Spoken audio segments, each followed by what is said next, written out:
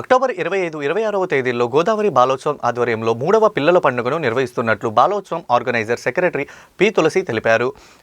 The Rajahmundry press club విలేకర్ సమావేశంలో నిర్వహించారు. పిల్లల పండుగ పోస్టర్ను ఆవిష్కరించారు. తులసి మాట్లాడుతూ అక్టోబర్ 25, 26 తేదీలో జరిగే గోదావరి బాలోత్సవం 3వ పిల్లల పండుగలో చిన్నారులు పెద్ద సంఖ్యలో హాజరయ్యేలా ఉపాధ్యాయులు, తల్లిదండ్రులు ప్రోత్సహించాలని విజ్ఞప్తి చేశారు.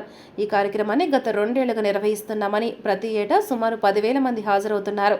గతంలో 5 నుంచి 6 మండలాల్లో ఉన్న ప్రభుత్వ, ప్రైవేటు పాఠశాలలకే పరిమితమయ్యే కార్యక్రమం నిర్వహించామని, ఈ ఏడాది జిల్లా వ్యాప్తంగా అన్ని మండలాల పాఠశాలలకు కూడా దరఖాస్తులు అందజేస్తామన్నారు. గోదావరి బాలోత్సవం అసోసియేట్ అధ్యక్షులు విఎస్ఎస్ కృష్ణకుమార్, ఉపాధ్యక్షులు నవీనా కుమారి, ప్రధాన కార్యదర్శి డి సాయిబాబా, కార్యదర్శి వినోద్ కుమార్ తదితరులు పాల్గొన్నారు.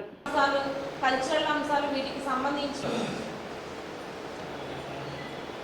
గోదావరి బాలోత్సవం ఆధ్వర్యంలో పిల్లల పండుగ పేరుతో చిల్డ్రన్స్ ఫెస్ట్ నిర్వహిస్తున్నాము. గత 2 సంవత్సరాల నుంచి మీ అందరికీ తెలిసిందే.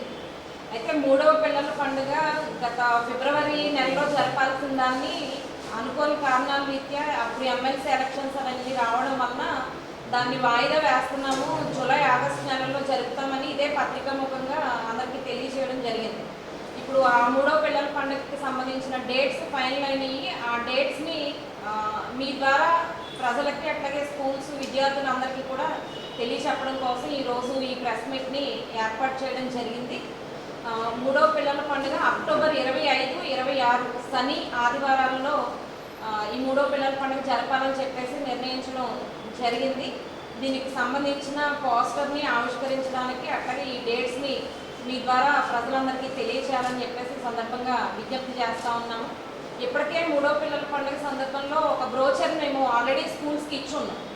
అదే బ్రోచర్ని కంటిన్యూ చేయాలని చెప్పేసి ఈ సందర్భంగానే టీచర్లకి, వాళ్ళకి కూడా స్కూల్స్కి మీ ద్వారా విజ్ఞప్తి చేస్తూ ఉన్నాము.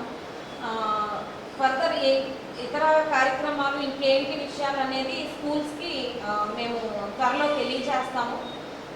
అట్లాగే ఈసారి కూడా ఏదైతే ఎస్కేవిటి ప్రతి సంవత్సరం ఎస్కేవిటి ప్రభుత్వ డిగ్రీ కళాశాలలో జరుగుతుందో ఆ కళాశాలలోనే దీనికి సంబంధించి పిల్లల పండుగ జరపాలని చెప్పేసి అనుకుంటూ ఉన్నాము. ఇప్పటికే ఆ కాలేజ్ వాళ్ళకి కూడా మనం లెటర్ ఇచ్చి ఉన్నాము.